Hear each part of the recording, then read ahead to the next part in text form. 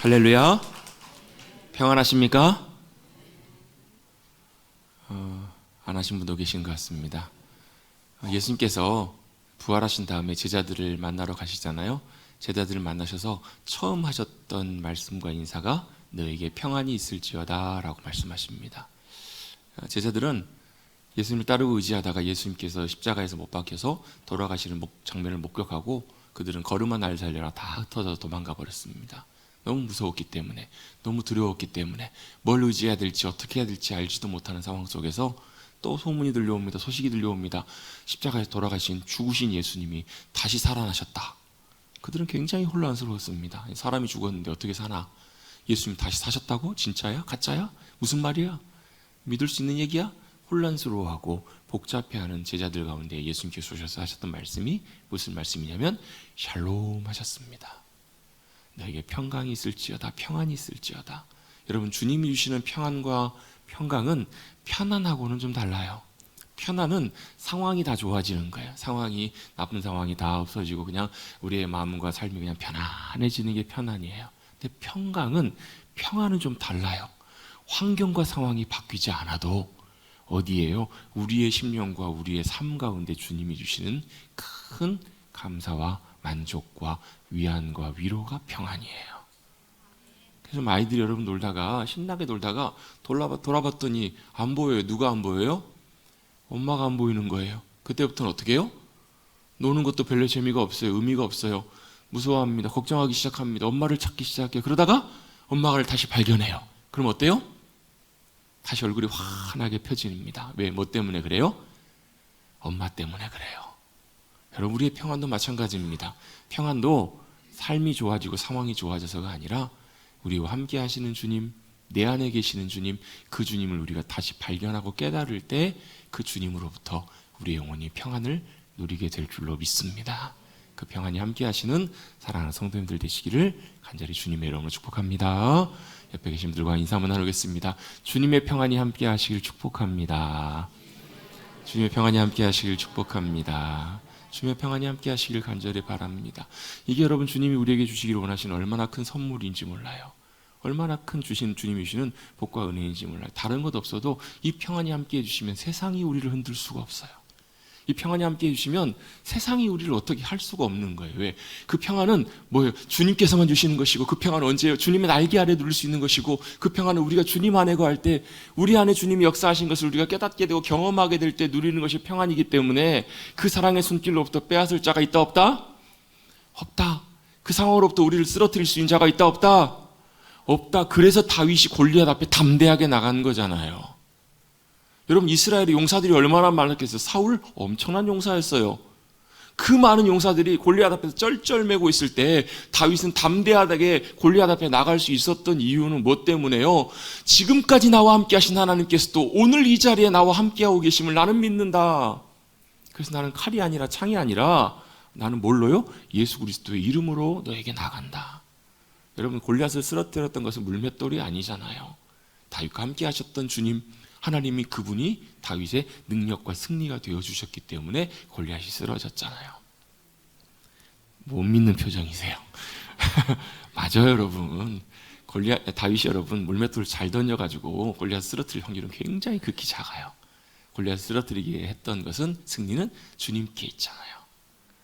왜요? 승리가 누구에게 있다고요? 전쟁은 여호와께 속한 것이라고. 승리가 주님께 있다고 다윗이 고백한 것처럼 그 승리를 맛보고 경험하게 하잖아요. 여러분, 그런 은혜와 승리를 경험하시는 사랑하는 성도님들 되시기를 간절히 바랍니다. 여러분, 그 은혜를 누리고 살아가는 것이 믿음의 삶이잖아요. 내 힘으로 사는 것이 아니라 하늘의 능력과 도우심, 하나님의 도우심과 붙드심 가운데 붙들려서 살아가는 것이 믿음의 삶이잖아요. 여러분, 그렇지 않나요? 여러분, 진짜 믿음의 삶은 믿음으로 주님을 의지한다는 것은 내가 열심히 하다가 안 되는 거 주님 좀 도와주세요 이게 아니고요. 내가 해봐도 안 되는 걸 알아. 그래서 누구에게요? 주님의 도우심과 주님의 손길 없이는 주님 안 돼요. 주님이 함께 해주셔야 돼요. 주님 붙들어 주셔야 돼요. 엄마, 아빠 도와줘야 돼. 함께 해줘야 돼. 이게 바로 뭐라는, 이게 믿음이잖아요. 이게 주님 안에 거하는 것이고 주님의 날개 안에 거하는 것이잖아요. 여러분, 이 안에 승리가 있고 이 안에 평강이 있고 이 안에 놀라운 은혜와 감격과 기쁨의 삶이 있는 줄로 믿습니다. 아이가 엄마 품에 있을 때처럼 새가 여러분 새끼새가 어미새 품에 싹 있을 때는 밖에서 난리가 나도 별로 걱정거리가 안 되잖아요. 제가 2부회 때 또 얘기를 듣나 모르겠는데 기억이 잘 안 나네요. 한 아이가 밖에서 걱정하고 있어요. 저녁이 돼가는데 염려 걱정 근심 가득한 표정으로 걱정하고 있길래 물어봤더니 오늘 밤에 어디서 자야 될지 뭘 먹어야 될지 모르겠어요. 그 걱정을 하고 있는 거예요. 조그만 아이가. 왜 걱정해요? 그 아이는 고아니까. 엄마 아빠가 있는 아이였다면 그 걱정을 할 필요가 없었겠죠. 왜? 엄마 아빠가 책임지니까. 엄마 아빠가 먹을 것, 입을 것, 잘 것 책임지고 아이가 걱정할 필요가 없잖아요. 근데 이 아이는 누구야? 고아야. 엄마 아빠가 없으면 걱정하겠죠. 여러분 고아이십니까? 여러분 우리는 믿음 안에서 하나님을 우리 아버지로 모시고 살아가는 주님의 자녀들인 줄로 믿습니다. 그 은혜를 누리고 살아가는 것이 진짜 믿음의 삶이잖아요. 여러분 우리의 삶에서 믿음 가운데 주님 은혜 안에서 승리하시는 우리 모두가 되시기를 간절히 바랍니다. 여러분 그 은혜가 어디서부터 우리 가운데 주어지는가? 이 복음의 은혜와 복음의 능력으로부터 우리 가운데 허락이 되어져요. 이 복음의 능력과 은혜를 경험한 사람들이 누릴 수 있는 놀라운 믿음의 은혜가 바로 이 은혜들이에요. 근데 이것을 가장 잘 설명해 주고 있는 성경의 책 중에 하나가 바로 뭐냐면 로마서입니다.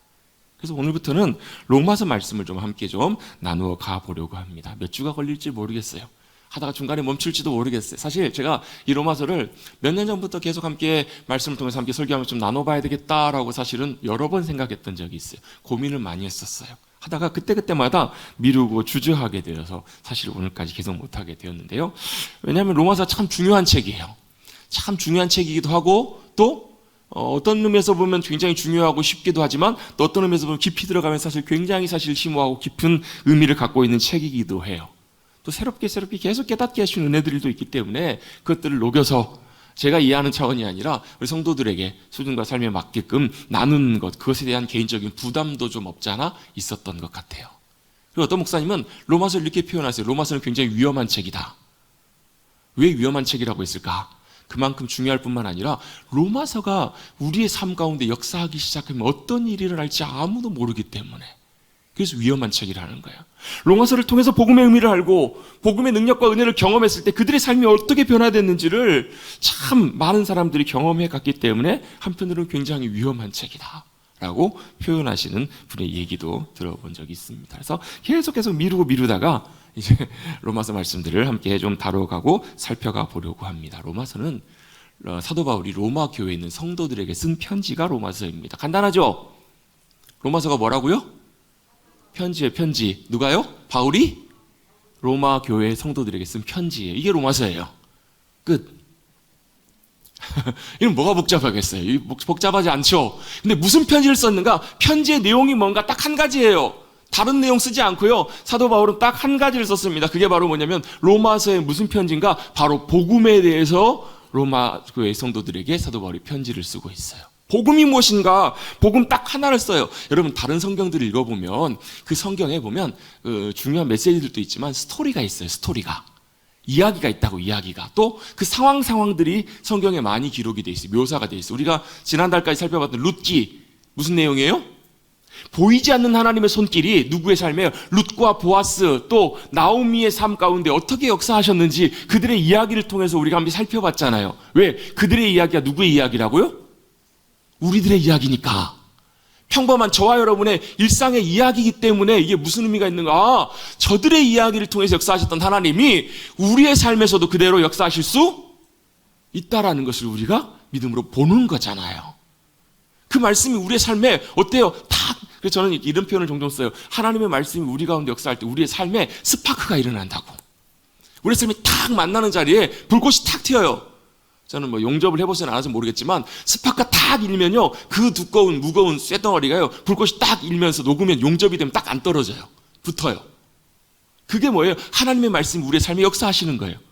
신약을 넘어도 마찬가지. 구약에 보면 사무엘 상하 역대 상하 보면 왕들의 이야기 그들의 삶의 이야기를 통해서 하나님 우리에게 뭘 말씀하시는가 상황을 통해서 보여주세요. 시편 다윗의 삶의 순간순간마다 그가 만났던 하나님의 은혜와 감격들을 그가 눈물을 흘리면서 또 감사하면서 고백했던 고백들이에요. 그게 누구의 이야기예요? 여러분 링컨 대통령이 시편을 그렇게 많이 읽었다고. 왜? 자신의 삶과 너무너무 같으니까. 그래서 지금도 가보지 못했지만 링컨 대통령의 박물관에 가보면 그때 읽었던 성경이 있다는 거예요. 시편 곳곳마다 눈물 자국이 없는 자리들이 없더라.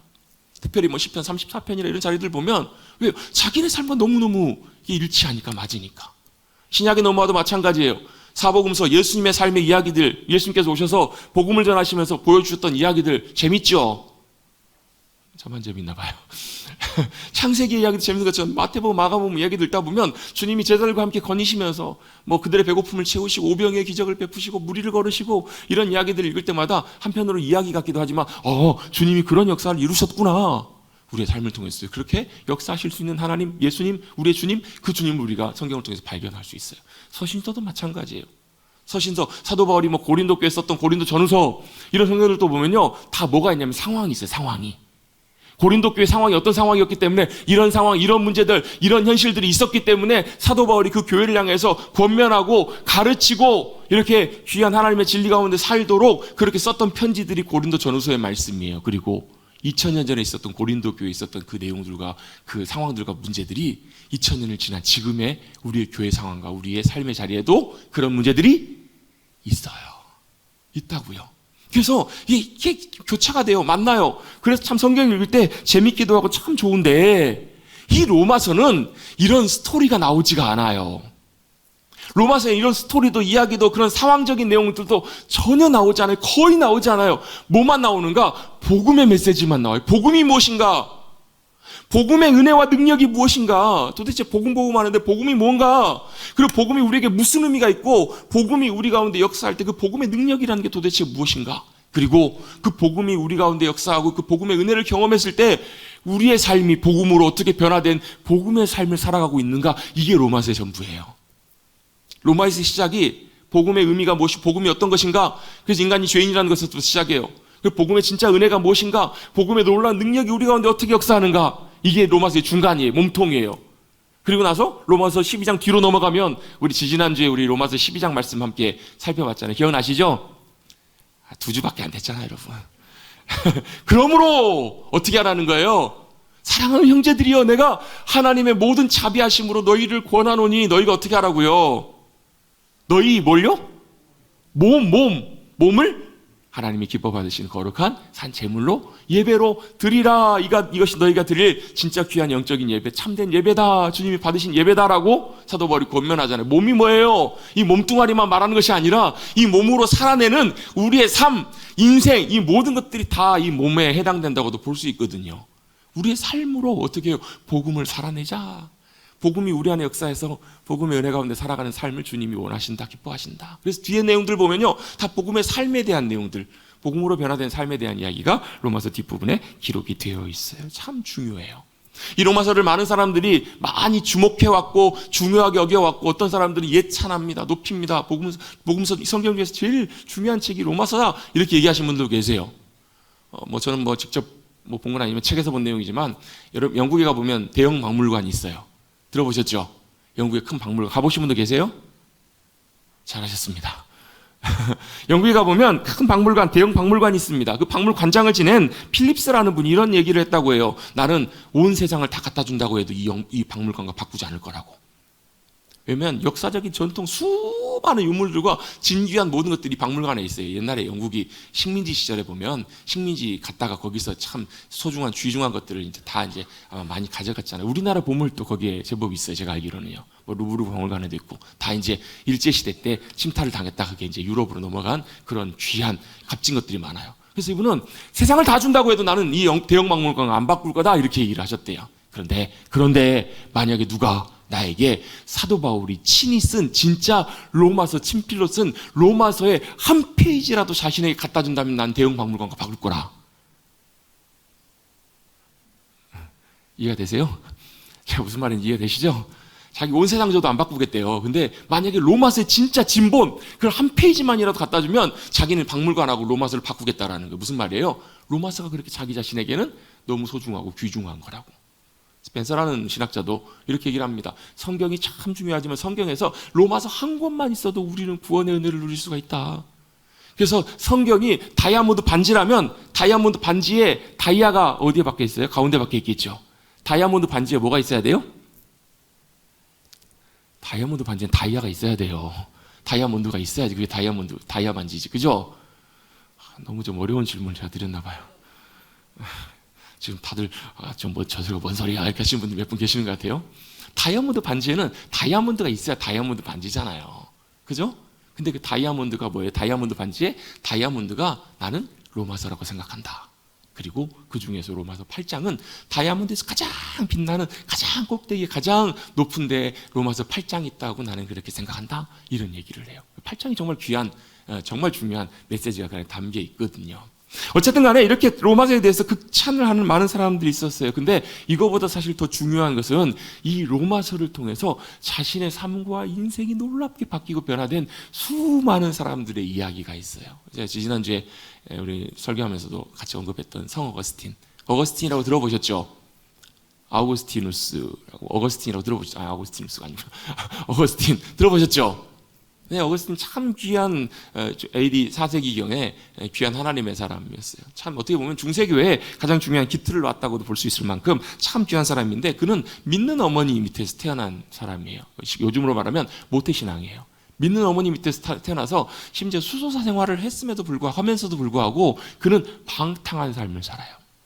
그는 이단 사교 조로아스터교 이런 교회, 배화교 이런 거에 심취하고요. 또 헛된 철학에 매료가 돼가지고 막 사상적으로도 굉장히 좀 복잡하게 뿐만 아니라 육체적으로도 굉장히 10대 때부터 이탈리아의 사창가를 드나들기 시작하고 그래서 사생활을 낳고 이런 방탕한 삶을 살아요. 근데 그렇게 방탕하고 그런 삶을 살면서도 자신의 마음속에 그런 마음이 있었대요. 왜 하나님이 나를 안 붙잡아 주시나? 언제 하나님이 나를 이것으로부터 건져주시고 나를 막아주실 것인가? 이런 마음들이 그의 마음속에 끊임없이 있었다는 거예요. 그러면서 몸부림쳤어요. 왜 실제 자신의 삶에는 변화가 없으니까. 안 하고 싶은데 안 되는 거예요. 그런 삶에 방탕한 삶에서부터 자기를 정리하고 그를 버리기로 하는데 안 하고 싶은데 안 되는 거예요. 몸부림치고 있었다는 거예요. 실제로는 속으로는. 여러분 이 어거스틴과 관련된 유명한 일화가 있잖아요. 어머니 모니카가 어때요? 태어날 때부터 30년 넘게 그 아들을 위해서 기도를 했었다는 거예요.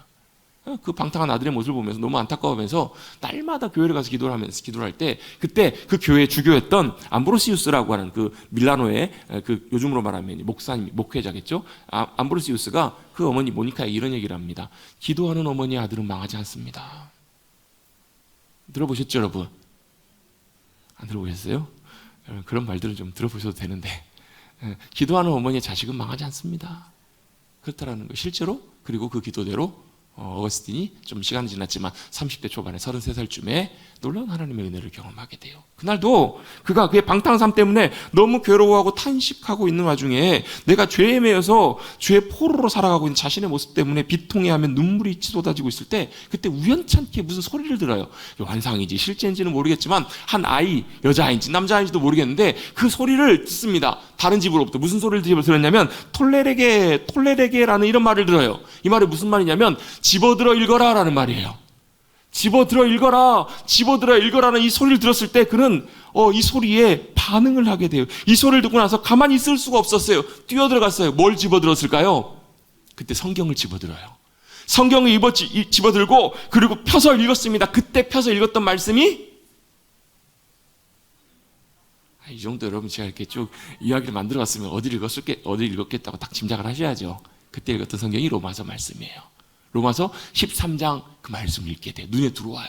읽게 됩니다. 그 중에서 특별히 13장 13절 14절 말씀이 이런 말씀입니다. 낮에와 같이 단정히 행하고 방탕과 술 취하지 말며 음란과 호색하지 말고 쟁투와 시기하지 말고 오직 주 예수 그리스도로 옷 입고 정욕을 위하여 육신의 일을 도모하지 말라라는 말씀을 그가 읽게 돼요. 그런데 그가 나중에 회고록에서 어거스틴의 회고록에서 이렇게 씁니다. 그때 그는 이렇게 고백합니다. 나는 더 이상 읽지 않았습니다. 더 읽을 필요가 없었습니다. 왜냐하면 그 말씀을 그때 읽는 순간에 광명한 빛이 나를 비추어서 모든 어둠을 물리쳐 주었기 때문입니다.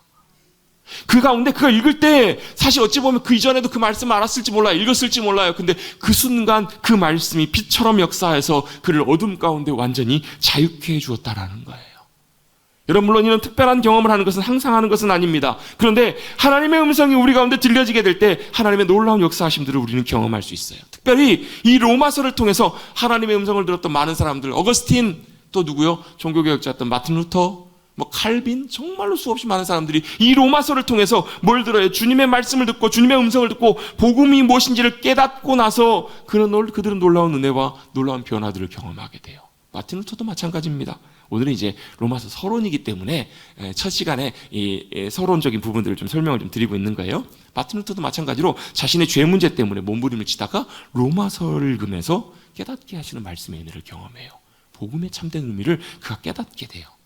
여러분, 그도 수도원에 살았습니다.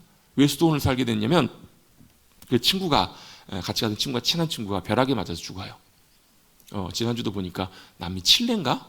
거기서도 축구 경기를 하고 있는 와중에 벼락이 쳐가지고 축구 경기장에 그 8명이 쓰러졌다고 해요. 그 중에 한 명은 이제 안타깝게도 세상을 떠나는. 여러분, 젊은 축구 선수들이 여러분 얼마나 건강해요. 축구 경기하다가 여러분 벼락 맞아 죽을 것을 알았을 리가 없죠. 요즘 여러분 우리나라는 이제 워낙 피뢰침이나 이런 것들이 많기 때문에 벼락이 쳐도 사실은 이제 벼락 맞을 확률이 많지는 않습니다. 그래도 벼락 맞는 사람들이 있어요, 있죠. 우리는 속된 말로 참 벼락 맞을 놈이라고도 표현을 합니다. 그럼 아무도 알 수 없잖아요. 아무도 알 수 없는 그 일들을 누가 경험해요? 마틴 루터가 경험해요. 깜짝 놀래요. 뭐예요? 죽음에 대한 공포와 두려움이 그를 엄습하기 시작합니다. 그리고 그 문제를 해결하기 위해서 그는 그 모든 것들을 뒤로 하고 수도사가 되기로 작정해서 거기서 뭐래요? 수도원에 살면서 구원을 받고자, 바르게 살고자 치열하게 애를 써요. 치열하게 고민을 합니다. 구원받고자 몸부림을 칩니다. 여러분, 여기 계신 분들 중에서도 혹시 루터와 같은 그런 고민 해보신 적 있으세요? 구원받기 위해서? 나도 구원받고 싶어요. 치열하게 고민해. 마틴 루터가 크게 2가지를 고민했다고요. 하나는 뭐냐면 죄의 문제예요. 죄의 문제. 죄의 문제 때문에 엄청나게 고민을 했어요. 또 한 가지는 하나님의 진노 때문에 두려워하고 고민했다라는 거예요. 왜? 죄를 지으면 어때요? 하나님이 죄에 대한 결과로 진노하실 것을 그는 생각했기 때문에 그래요. 늘 죄의 문제 때문에 고민했어요. 죄책감에 시달리고 이 죄의 문제로부터 자유하지 못했어요. 로마에 가서 로마의 성당에 계단을 하나하나 무릎이 터지도록 올라가면서도 이 죄의 문제를 해결하기 원했어요. 죄를 지을 때마다, 죄가 생각날 때마다 가가지고 죄를 회개해요. 자백해요. 그런데 죄를 해결해보려고 했지만 그때뿐인 것을 그가 경험해요. 회개해도 그때만 괜찮고 금방 어떻게 해요? 다시금 어떻게 해요? 죄 가운데 들어가고 죄에 억눌리고 죄의 죄책감 가운데 안절부절하지 못하고 두려움과 불안 속에서 그가 살게 됐어요. 그리고 결국 언젠가 나는 죽게 될 것이고 하나님의 진노가 무섭고 잔인하게 내게 임할 거다라는 그런 고민 가운데 그가 로마서 말씀을 읽다가 로마서 1장에서 그런 복음의 참된 의미를 깨닫게 돼요. 오직 의인은 믿음으로 말미암아 살리라. 믿음으로 놀랍게 얻는 구원의 의미를 그가 깨닫게 되고 주님의 음성으로 그가 그걸 듣게 되고 자유하게 돼요. 저도 동일한 경험, 동일한 고민을 한 적이 있는데요. 저도 이제 중고등학교 때도 그랬지만 특히 제가 제일 많이 고민했을 때가 신학교 입학했을 때예요. 제가 20살 때 신학교를 입학하게 됐는데 군대 가기, 제가 2학년 1학기를 마치고 군대를 갔으니까 1년 반 가까운 시간 동안에 치열하고 굉장히 고통스러운 시간을 보내게 됐어요. 왜냐하면 저도 예수 믿는 사람이었거든요. 저도 엄마 뱃속에서부터 교회를 다녔어요. 모태신앙이었어요. 예수 믿는 사람이었음에도 불구하고 여전히 제 모습을 볼 때 뭐가 보이냐면 여전히 죄를 짓고 있는 제 모습이 보이는 거예요. 여전히 제 안에 남아있는 죄, 그 죄에 대한 결과가 성경에서는 뭐라고 말씀하고 있는가? 죄에 대한 무서운 결과를 성경에서 읽을 때마다 뭐 하는 거예요? 여전히 죄의 문제가 해결되지 않아서 그것 때문에 너무나 답답하고 너무나 참 괴롭게 그 시간들을 보냈던 것 같아요. 금식도 해봤고요. 막 기도탑에서 나오지 않고 기도실에서 하루 종일 처박혀가지고 거기에서 몸부림쳐봤던 적도 있어요. 이렇게 저렇게 몸부림치며 금식도 해보고 다 해봐도 답이 안 나오는 거예요. 아직도 선명하게 기억나요. 제가 기숙사에서 제 방 창문을 열면 한강이 보였어요. 밤에 여러분 한강의 야경이 참 예쁘거든요. 창문을 열고 그날 또 다 방에 룸메이트들이 아무도 안 들어와가지고 혼자 한 9월, 10월쯤 됐던 것 같은데 창문을 열고 밖을 바라보고 있는데 한강은 너무너무 아름다운데 제 처지와 제 모습은 너무너무나 처량하고 안타까운 거예요. 너무너무 쓸쓸한 거예요. 도대체 20살짜리가 무슨 그런 고민과 쓸쓸한 일이 있다고. 근데 제 자신에게는 너무나 고통스럽고 괴로운 문제였어요. 왜? 죄의 문제가 해결되지 않기 때문에.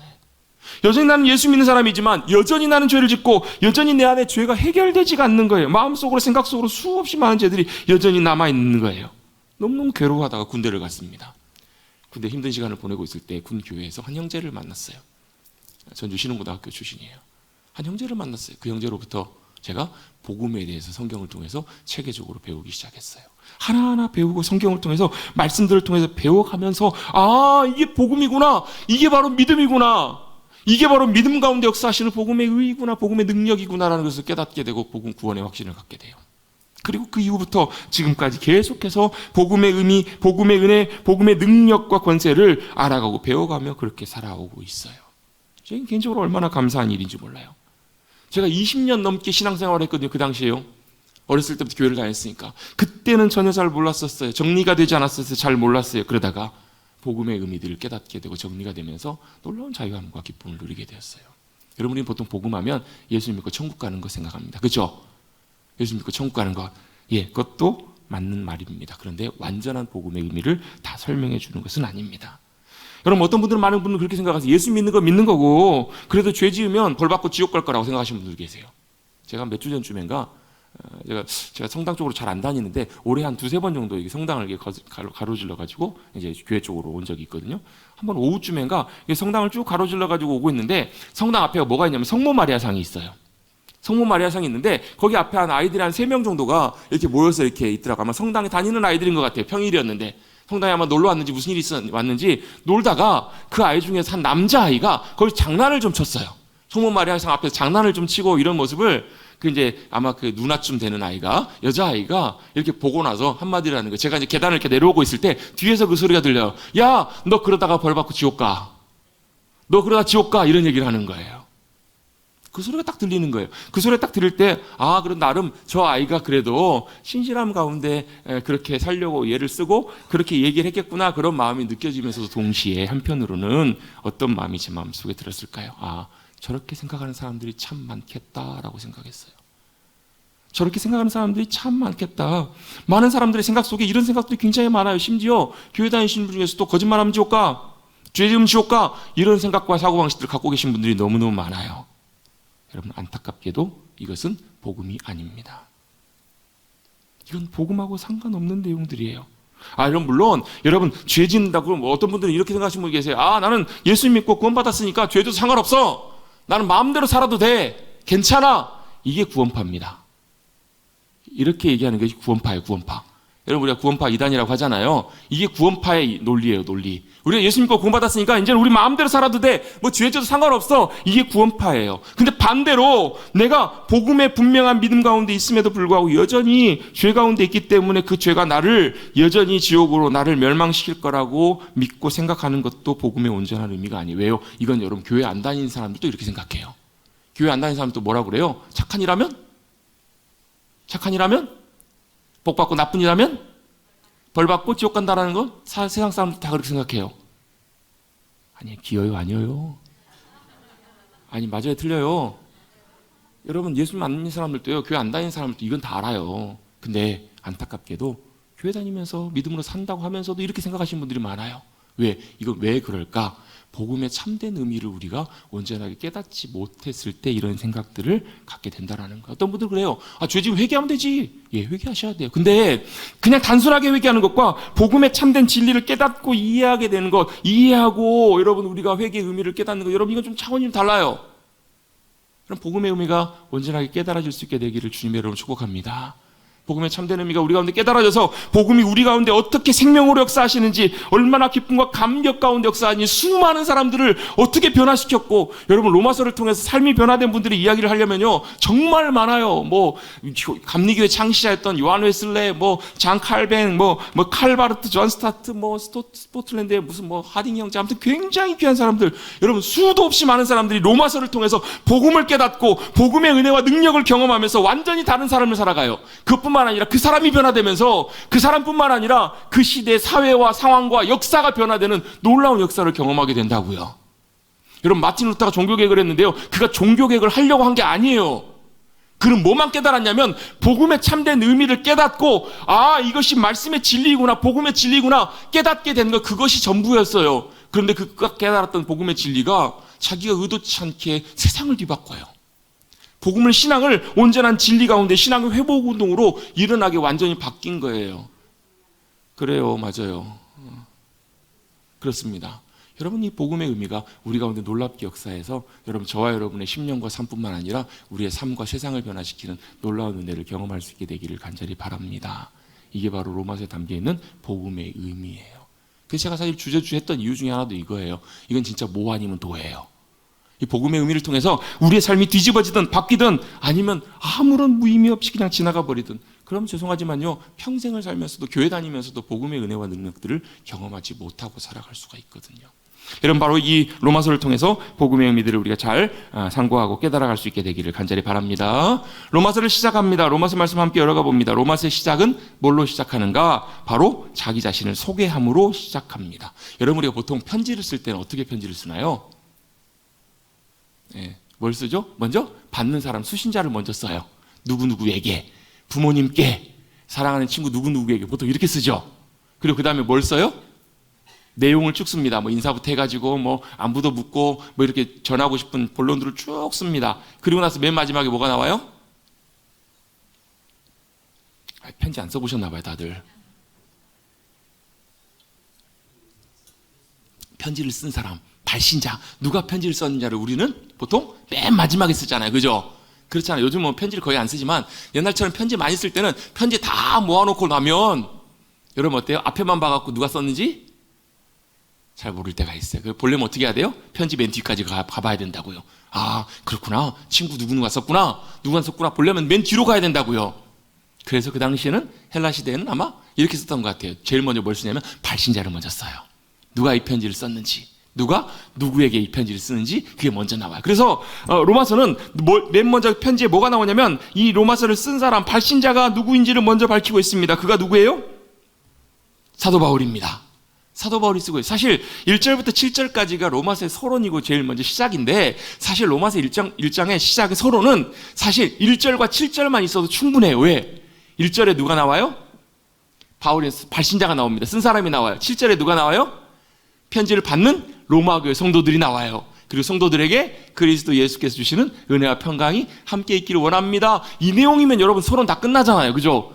내가 당신에게 씁니다. 잘 지내시죠? 이렇게 쓰면 사실 된다고요. 충분하다고요. 근데 이걸 왜 이렇게 길게 7절에 걸쳐 썼을까요?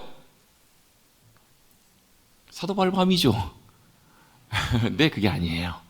이 7절의 서론 안에 굉장히 중요한 의미들이 많이 들어가 있어요. 어찌 보면 이 7절 안에 로마서에서 사도 바울이 쓰기를 원했던 바울의 로마서의 핵심과 메시지를 어찌 보면 쫙 압축했다고 할 만큼 중요한 내용들과 메시지들이 굉장히 많아요. 그래서 아마 1절부터 7절까지를 아마 다음 주, 그 다음 주, 2주, 3주 계속 좀 같이 말씀을 통해서 나눌 수도 있을지 모르겠어요. 자, 첫 번째, 자기 자신이 누군지를 소개합니다. 그런데 사도 바울은 자기 자신을 어떻게 소개하고 있는가? 한번 1절 한번 같이 한번 읽어보겠습니다. 1절 시작. 예수 그리스도의 종 바울은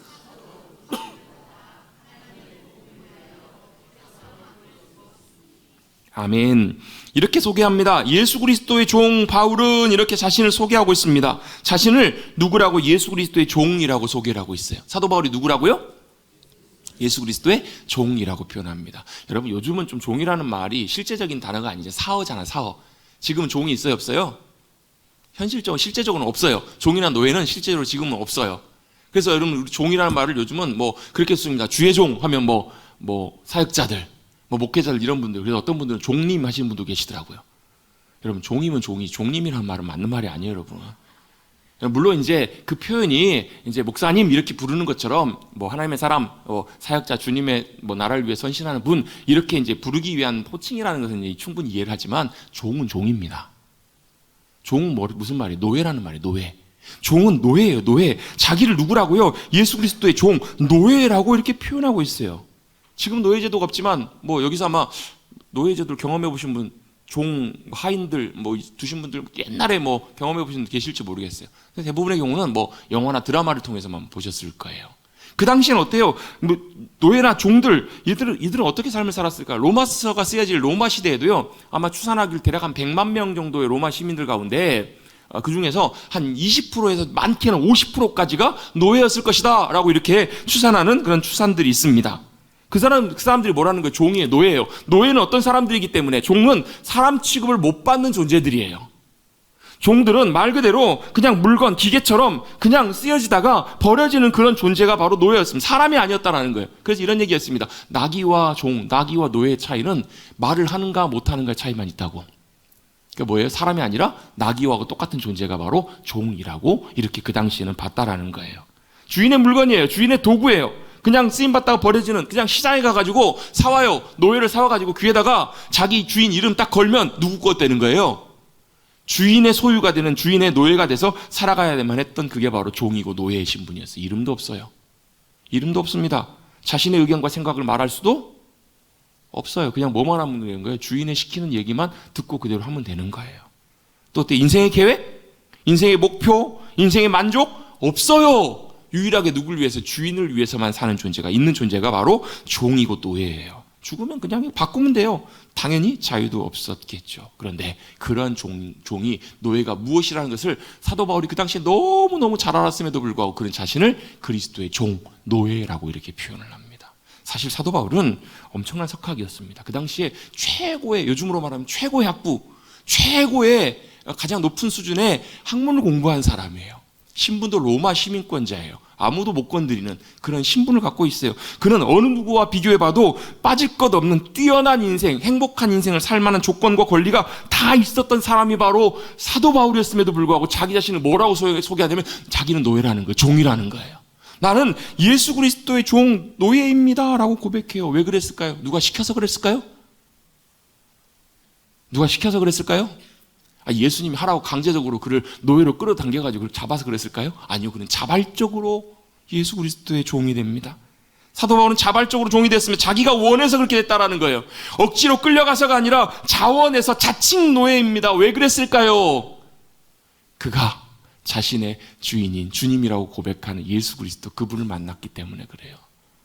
그분이 어떤 분이신지를 만났기 때문에, 물론 그분을 만났던 사건은 여러분 극적으로 다메섹 도상에서, 다메섹에서 예수 믿는 사람들 잡아가지고 가두려고 괴롭히려고 올라가는 와중에 빛처럼 비추는 찬란한 빛으로 임하시는 주님을 만났기 때문에 그의 삶이 변화되기도 했어요. 그런데 그 이후에도 그가 나중에 보면 아라비아의 반도에 3년 동안 있어요. 뭐 했을까요? 성경을 통해서, 구약 성경을, 말씀을 통해서 말씀에서 약속하고 그들이 그토록 기다려왔던, 수백 년 수천 년 기다려왔던 그들의 메시아, 그들의 구원자, 그들에게 보내주시겠다고 약속하신 그분이 바로 예수 그리스도라는 것을 말씀을 통해서 만나고 경험했지 않았겠냐는 거예요. 그 주님이 누군지를 만나고 알았기 때문에 바로 그 주님이 나의 주님이 되시는 것, 그것이 바로 나의 주님이 되셔서 내가 그분의 종이 되는 것이 전혀 거리끼거나 불편한 것이 아니게 된 거예요. 예수 그리스도를 만나고 복음의 참된 의미가 무엇인지를 그가 깨닫게 나고 된 다음에 그가 했던 고백이 바로 뭐냐면, 나는 예수 그리스도의 종입니다. 나는 예수 그리스도의 노예입니다. 이렇게 고백하게 됐어요. 왜 그랬을까요? 여러분, 이 종과 노예의 의미에는요 중요한 의미가 담겨 있습니다. 바로 뭐냐면, 자발적으로 자신이 종이 되고 노예가 된다는 말은 사랑할 때 그렇게 됩니다. 사랑하면 자발적으로 내가 그렇게 돼요. 만해 한용운 선생님의 시 중에 이런 시가 있습니다. 복종이라는 시가 있습니다. 복종은 무슨 시냐면요, 사람들은 자유를 좋아한다지만 나는 복종을 좋아하여요 라는 그런 고백이 있어요. 사람들은 자유를 좋아해요. 여러분 자유 좋아하시죠? 안 좋아하세요? 억압을 좋아하시나 봐요. 매이는 거 좋아하시나 봐요. 사람들은 다 자유를 좋아한대요. 근데 자신은 뭐요? 자신은 복종을 좋아하여요 이렇게 얘기를 해요. 네, 제가 그 표현을 그대로 옮기느라고 시의 표현이 좋아하여요 이렇게 표현하고 있어요. 여러분, 여기서 담겨있는 이 의미, 시인의 의도가 무엇일까요? 뭐가 담겨 있을까요? 뭐가 담겨 있어요? 거기에 사랑의 의미가 담겨 있는 거예요. 사랑하기 때문에 난 당신께 매여 있습니다. 감동도 안 하시네요.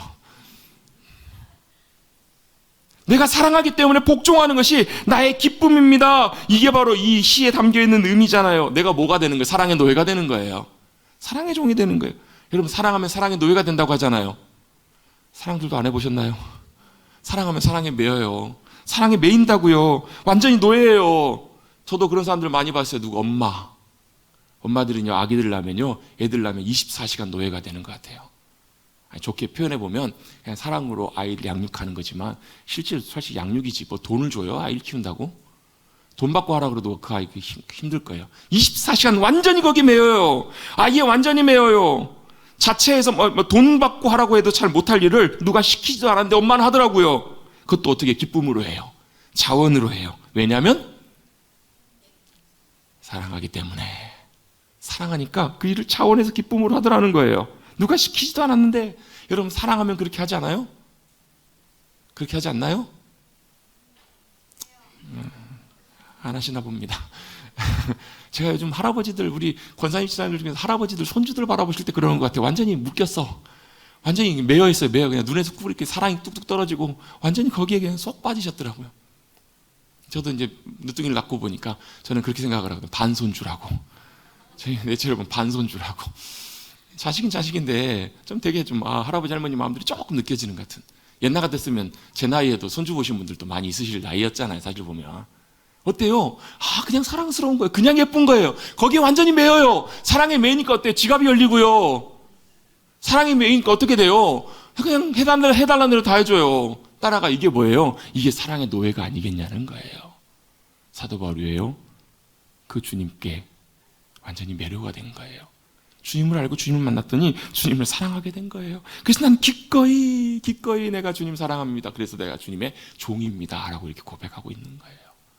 그 주님을 만났을 때 그 주님이 우리에게 주시는 복음의 놀라운 은혜와 선물이 어떤 것인지를 그가 알고 경험하게 됐을 때 그런 자기는 이렇게 고백해. 나는 주님께 배어 있습니다. 난 주님 사랑합니다.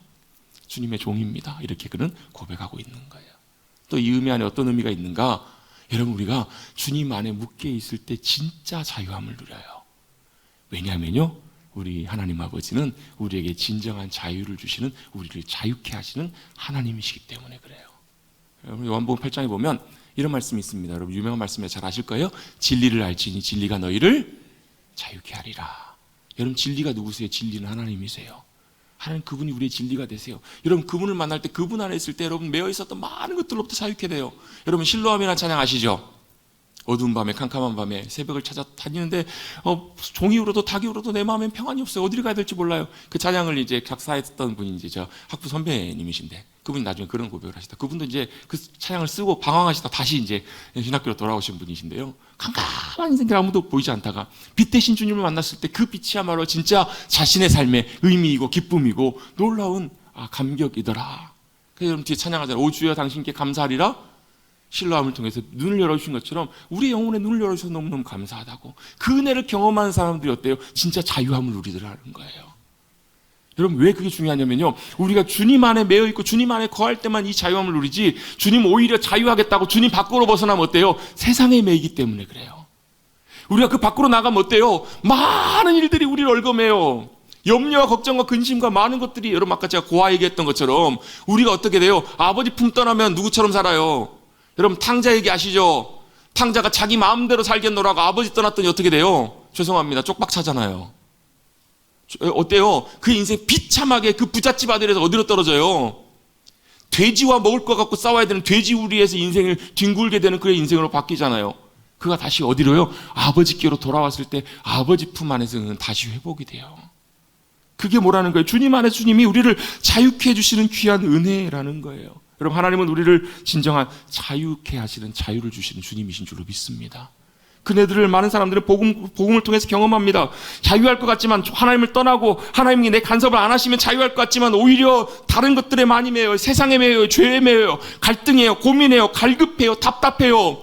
그러다가 다시금 진정한 우리에게 자유를 주시는 주님 안에 거할 때, 매일 때 진정한 자유를 누릴 수 있기 때문에 주님의 종이 되는 것이 억압이 아니라 감사하고 기뻐할 일이라는 거예요. 그리고 무엇보다도 사도 바울은 이 복음의 의미와 능력을 깨닫고 경험했기 때문에 그는 기꺼이 나는 주님의 종입니다. 그리스도의 종입니다. 라고 이렇게 고백해요.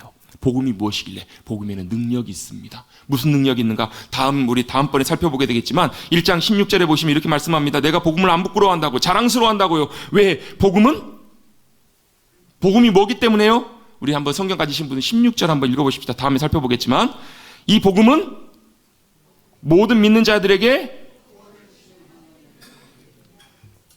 모든 믿는 자에게 구원을 주신 하나님의 뭐가 된다고요? 능력이 된다라는 거예요. 여러분, 이 복음이 우리를 의롭게 합니다.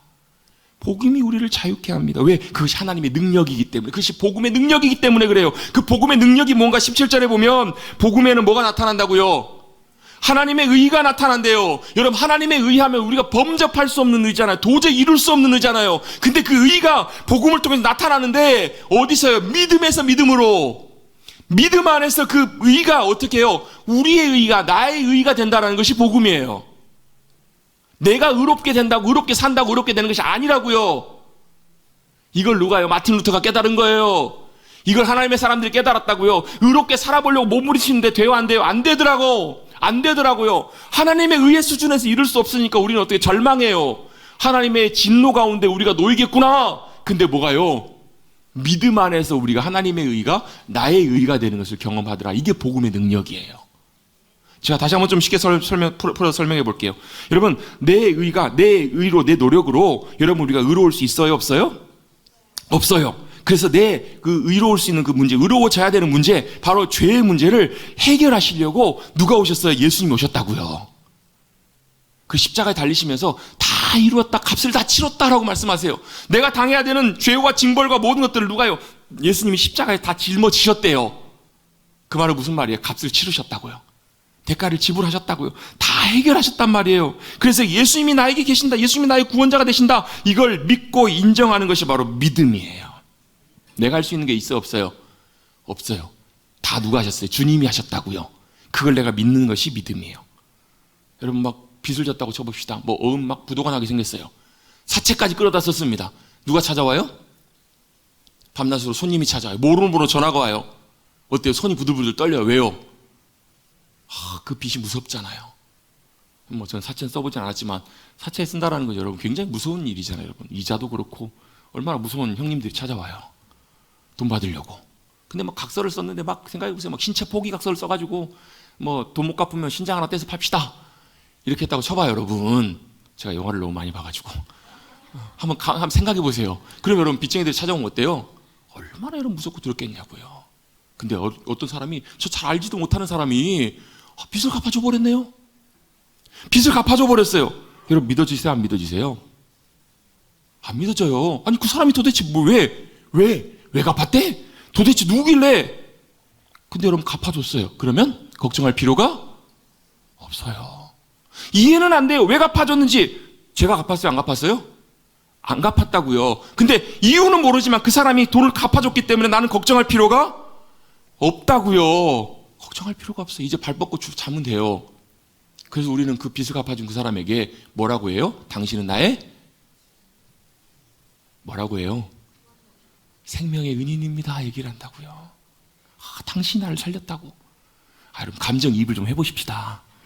그 상황에 한번 들어가 보자고. 여러분, 실제로 막상 내가 그 상황에 있는데 누군가가 내 대신 그냥 선뜻, 잘 알지도 못하는 사람인데 선뜻 갚아주면서 괜찮다고, 뭐 괜찮으니까 내가 갚아줬으니까 걱정하지 마세요, 이렇게 얘기했으면 여러분 얼마나 고맙겠냐고. 여러분, 뭐라고요? 당신이 나를 살렸다고 이렇게 얘기하지 않겠냐고요. 그게 뭐예요? 그게 구원이라고요. 그게 바로 구원자 예수 그리스도세요. 왜? 예수님 우리 빚을 갚아주셨다고요. 왜? 이유는 몰라요. 이유를 몰라요. 예수님께 물어보면 뭐라고 그러세요? 그냥 사랑해서 이러신다고. 그게 뭐예요? 요한복음 3장 16절이에요. 하나님이 세상을 이처럼 사랑하사 저와 여러분을 사랑하사 독생자 예수 그리스도를 이 땅에 주셨으니 이는 그를 믿는 자마다 멸망치 않고 영원한 생명, 영생을 누리게 하기를 주님이 원하셔서 그렇게 하셨다는 거예요. 사랑하셔서. 그게 바로 복음의 의미예요. 복음의 은혜예요.